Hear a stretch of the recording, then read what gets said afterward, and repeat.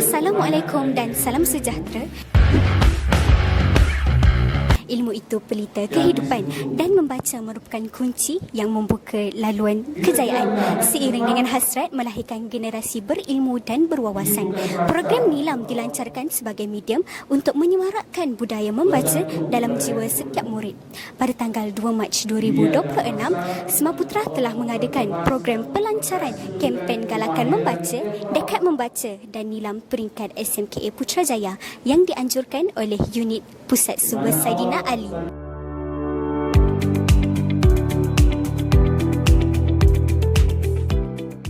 Bersama dengan saya ketika ini ialah Nur Alia Fariha binti Muhammad Faizal telah meraih anugerah pembaca terbaik bagi tahun 2025 sebanyak 622 buah buku. Saudari, apakah cabaran terbesar yang saudari hadapi dalam mencapai jumlah bacaan yang tinggi? Untuk cabaran yang saya hadapi sepanjang saya merekod buku tahun 2025, sibuk untuk melakukan kerja lain. Contohnya macam banyak benda yang kita nak buat dalam masa sehari-hari, tapi kita usaha juga untuk merekodkan buku dan membaca dan merekodkan buku dalam Nilam. Jadi soalan kedua, bagaimanakah saudari mengatasi rasa bosan atau kurang motivasi ketika membaca? Bagi saya cara saya untuk mengatasi rasa bosan ni, saya mencari buku-buku yang dapat menghilangkan rasa bosan.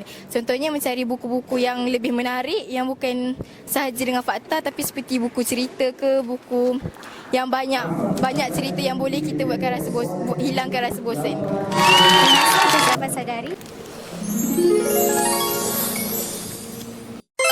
Kini saya bersama dengan Ustazah Farhana Wahida selaku GPM bagi SMK Agama Putrajaya. Apakah harapan Ustazah terhadap pelibatan murid dalam program Nilam pada tahun ini? Okey, harapan saya kepada murid Semaputra untuk memastikan mereka lebih minat untuk membaca, lebih giat merekod Nilam, dan sebenarnya pembacaan ini bukan untuk sekadar menambah mata, menambah rekod dalam Nilam, tapi sebenarnya untuk menambah ilmu. Itu yang lebih penting sebenarnya. Jadi harapan saya agar murid-murid Semaputra pada tahun 2026 ni harap dengan pelbagai program yang dijalankan oleh Pusat Sumber, harap mereka lebih kerap datang ke Pusat Sumber, lebih kerap merekod di dalam AINS, dan harap dengan pembacaan menggunakan sumber-sumber yang ada di pusat sumber dan sekitar sekolah dapat meningkatkan lagi prestasi murid di Semaputra. Semoga cemerlang bukan saja dari segi mata pelajaran, malah akidah dan sasiah juga. Terima kasih. Baiklah Ustazah, terima kasih atas jawapan tersebut.